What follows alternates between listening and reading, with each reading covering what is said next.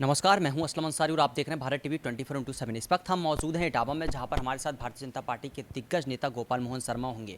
आपको बता दें, आगामी जो एमएलसी का चुनाव आ रहा है उसको लेकर हम बात करने आए हैं। गोपाल मोहन शर्मा जी, क्या लगता है आपको, जिस तरीके से एमएलसी चुनाव आ रहे हैं, क्या लगता है कैसी जीत हो सकती है आप लोगों की? क्योंकि स्थानीय निकाय प्राधिकरण 2022 के चुनाव में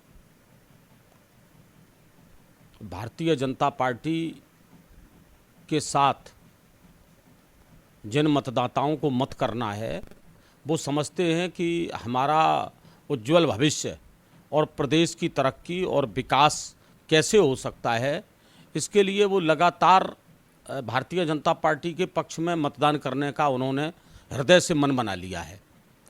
9 जगह तो हमारे जो एमएलसी हैं स्थानीय निकाय के, वो निर्विरोध हो चुके हैं। लोगों ने पर्चे वापस ले लिए और सहजता के साथ उन्हें निर्विरोध विधायक बनाया है, एमएलसी बना दिया है।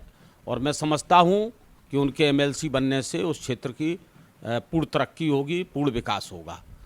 और इसमें जैसा कि मालूम है कि स्थानीय निकाय के चुनावों में जिला पंचायत के सम्मानित सदस्यगण, अध्यक्ष, माननीय सांसदगण, माननीय विधायकगण और सभी आदरणीय प्रधान बंधु, बीडीसी सदस्य और सभासद, चेयरमैन, ब्लॉक प्रमुख, इस कैटेगरी के सम्मानित मतदाता मतदान करके स्थानीय निकाय के चुनाव में अपना मत करेंगे। यहाँ इटावा जनपद में 12 से 9 मतदाता हैं और हमारे प्रत्याशी आदरणीय श्री प्रांशु दत्त द्विवेदी भारतीय जनता युवा मोर्चा के प्रदेश अध्यक्ष हैं। चूँकि मुझे जिले का चुनाव का प्रभारी संयोजक बनाया गया है, मेरी सभी ब्लॉकों में बैठक हो चुकी है, जिसमें स्वयं प्रत्याशी जी का मार्गदर्शन प्रधान, बीडीसी, सभासदगणों को प्राप्त हुआ है। और इटावा जनपद ये भारतीय जनता पार्टी का गढ़ बन चुका है। आप देखते होंगे कि लगातार इतना मत, और हमारी पहले 2 सीट थी और इस बार भी 2 सीट हो गई थी, परंतु 82,000 के बाद 6 वोट मिला। लेकिन कोई ऐसे कारण रहे जिससे हमारा प्रत्याशी चुनाव में सफलता न मिली, लेकिन हमारा वोट बहुत बड़ा है और इटावा में लगातार भारतीय जनता पार्टी ने अपने को स्थापित किया है। भारतीय जनता पार्टी का वजूद और वर्चस्व है। आदरणीय मोदी जी और योगी जी के नेतृत्व में जो सफल नेतृत्व है, विशाल नेतृत्व है, सर्वस्पर्शी नेतृत्व है और सभी जनों के लिए नेतृत्व है। गांव गरीब के विकास का संकल्प लेकर आदरणीय मोदी जी, योगी जी जो काम कर रहे हैं, मैं समझता हूं बिना जातिवाद के, बिना भेदभाव के जो कार्यक्रम चलाए गए हैं सरकार द्वारा, उन कार्यक्रमों के परिप्रेक्ष्य में एक प्रचंड जन समर्थन उत्तर प्रदेश में मिला है।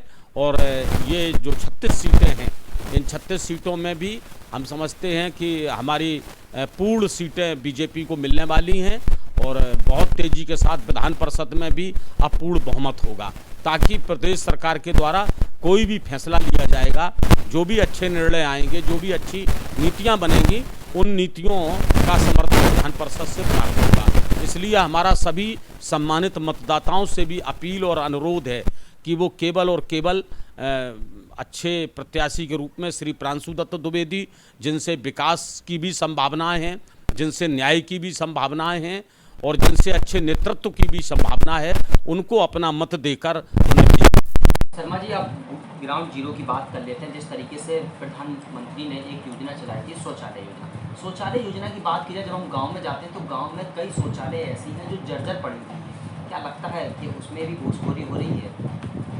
देखिए, कोई भी भवन हो, मकान हो या कोई भी निर्माण हो, उस निर्माण की देखरेख करनी पड़ती है। यह तो शौचालय के स्वामी को उसका देखरेख का जुम्मा है, उसे देखरेख रखना चाहिए।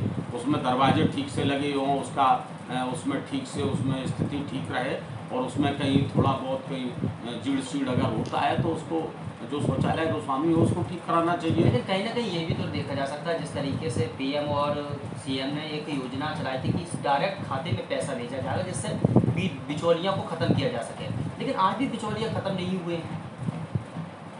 धीरे धीरे भ्रष्टाचार, बड़े बड़े स्तर का भ्रष्टाचार समाप्त हुआ है और छोटा मोटा जो भ्रष्टाचार है, कहीं कुछ फाइलों को लेकर, कुछ पैसे लेकर जो छुटभैया घूम रहे हैं वो जनता को गुमराह करते हैं।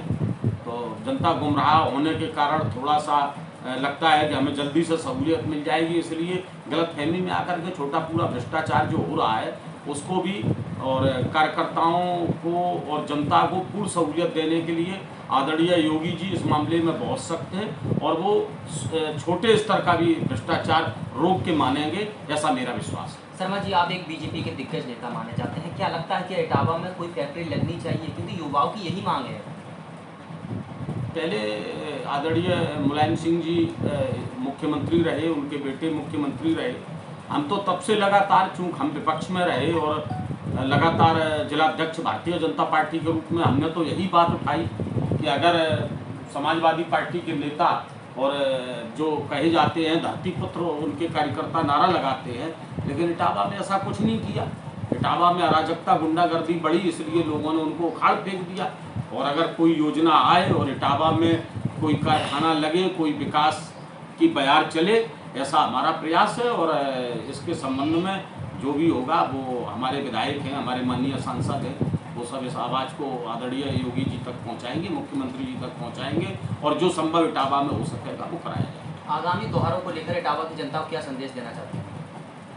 त्यौहार तो शांतिपूर्ण होते हैं और सभी को, चाहे हिंदू हो या मुसलमान हो, सबको अपने अपने त्यौहार, अपने अपने जो भी व्रत हैं, जो भी पूजा पाठ है, पद्धति है, सबकी पूर्ण स्वतंत्रता है और प्रशासन उसको निष्पक्ष होकर के सभी के त्योहारों को अमन, चैन और शांति के लिए हम सब लोग मिलकर दुआ करते हैं। और इटावा में तो एक ऐसी परंपरा है कि जब ताजिए निकलते हैं तो हिंदू और मुसलमान कंधा लगा करके ताजियों में अपना शिरकत करते हैं। और यहाँ तो हिंदू और मुसलमान कभी इटावा में इस प्रकार की कोई बात नहीं आई। यहाँ हमेशा चुनाव होते हैं, हमेशा चुनाव लड़े जाते हैं, लेकिन चुनाव में लोग अपने अपने दल का अच्छे से समर्थन करते हैं। बाद में सब एक दूसरे को ईद की और रक्षाबंधन की और दीपावली और होली में सम्मिलित होकर के हिंदू मुसलमान अपने तरक्की के लिए काम कर रहे हैं। और हमारा यही संदेश है कि केवल और केवल विकास और शिक्षा के रास्ते पर चल कर के यह क्षेत्र